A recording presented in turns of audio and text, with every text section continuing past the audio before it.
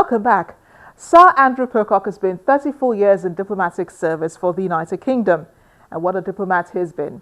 Before coming to Nigeria, he had served as High Commissioner to Tanzania, Ambassador to Zimbabwe, High Commissioner to Canada, and the First Secretary in Washington. But before his assignment to Nigeria in 2012, he had previously been in Lagos from 1983 to 1986 as second, then later First Secretary of the Foreign Commonwealth Office. But his career started as the FCO desk officer in the United Nations Department. He's a very private man, as most diplomats are, but in my conversation with him, he gets more candid about his views on Nigeria.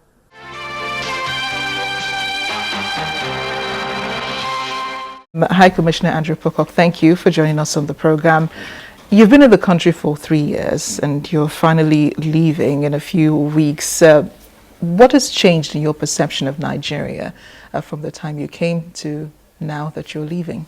I think the fundamental thing that has changed is that Nigeria has moved from being a one-party democracy to being a two-party democracy. It's an astonishing achievement, and it's a very major shift, not just in the way that Nigeria hopefully will govern itself, but I think also in people's perceptions, both inside Nigeria. Yes, we can change a government through democratic means, and people's perceptions outside Nigeria. In the United Kingdom, Nigeria has long been an important partner for us, not just in Africa, but on the Security Council and globally. But people are looking at it with fresh eyes. People are looking at it with a great deal more optimism. And I've just come from a meeting in London, which the Prime Minister chaired, in which there's a very ambitious UK offer to Nigeria on a range of issues: security, economic development, helping anti-corruption efforts, etc. And that is based on a changed perception of what might now be politically possible here. So I think that is the fundamental difference I've seen just in the 3 years I've been here.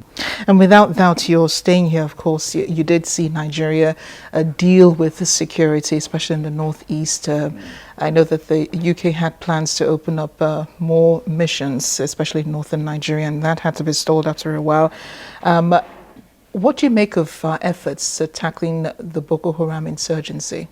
They've been sincere, but they've not always been effective, to be absolutely plain.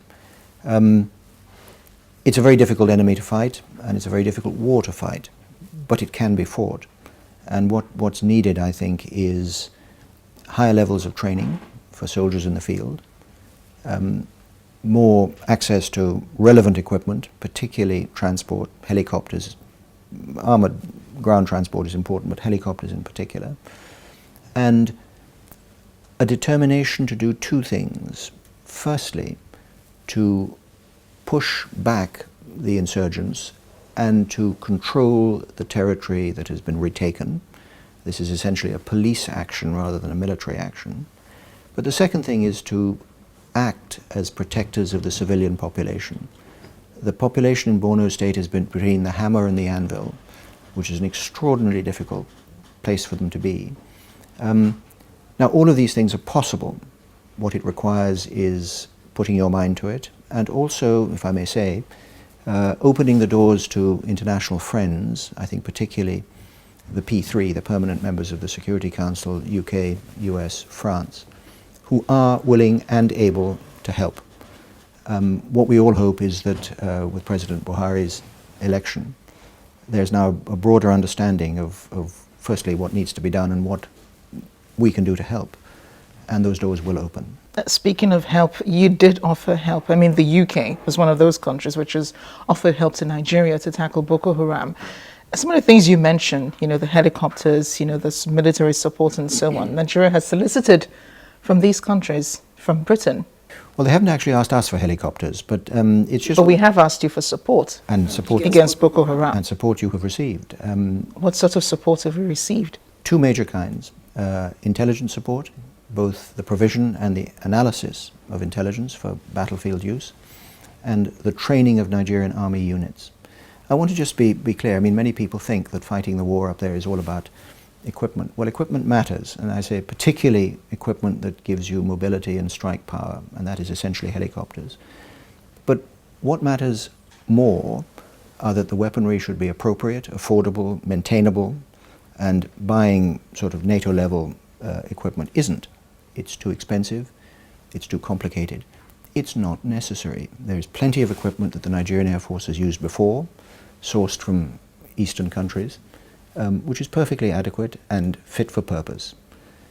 The second thing, however, that's required is the men behind the equipment, training the soldiers and their officers in, firstly, combat techniques that other countries have discovered to their cost in difficult arenas like Afghanistan and Iraq actually work in counterinsurgency operations like Borno State. But also, so levels of training, but also levels of leadership, of initiative, of all arms cooperation, not doing piecemeal, not small units here and there, but coordinated, integrated approach to this. This is doable. We can help. What we require is access and cooperation, and we hope we're going to get it. And speaking of cooperation, the President did say yesterday that the UK and the US had offered to help Nigeria to recover stolen funds. Could you give us an idea of what sort of help we will be getting in that regard? Well, I think we've just started the process. A lot of this is good old-fashioned police investigative work. It means working with the Nigerian authorities to find out what they know and what we can help them with.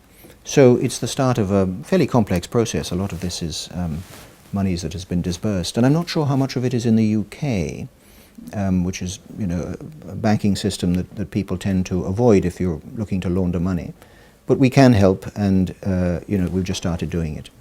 And let's talk about the Chibok girls who are still missing. I know that Nigeria has solicited support from the UK as well as other Western countries. You've even offered to help to find the girls, and eventually, after a few months, you said that Nigeria was leading the fight against, the search for the girls, and Britain was only supporting.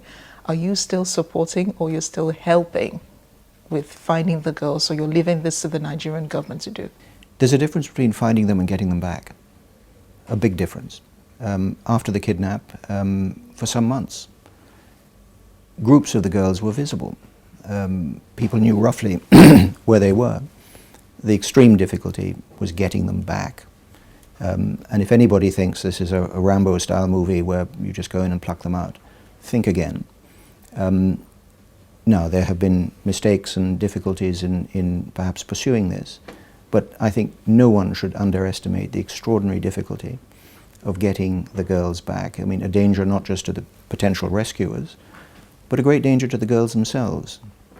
And what seems to have happened early on is they were split into groups. So the 220 odd that were taken were never in one place at one time, and a rescue of some would have probably meant the death of all that weren't rescued. So it's one of these appalling judgments of Solomon. I think that myself, for what it's worth, and it's just my personal opinion, that the girls will come back only when the insurgency itself is pushed back. We've already seen many captives, both men and women, being released or being rescued by the Nigerian army. I think that is the process that will get them back, not some grand rescue mission. It doesn't really happen like that. Okay. And as we close this interview, you've had 34 years of service.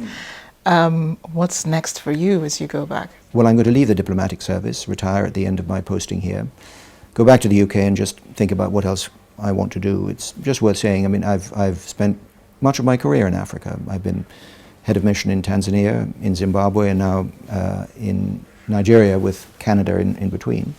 So it's been a great privilege to do that. But both my wife and I, who's traveled everywhere with me, and you know, we've been very much a team, we think the time has come for a natural pause and for a change of direction. So we don't know quite what the direction is yet, but we'll be looking for it as soon as we get back. Thank you so much, High Commissioner. Thank you very much. A great pleasure.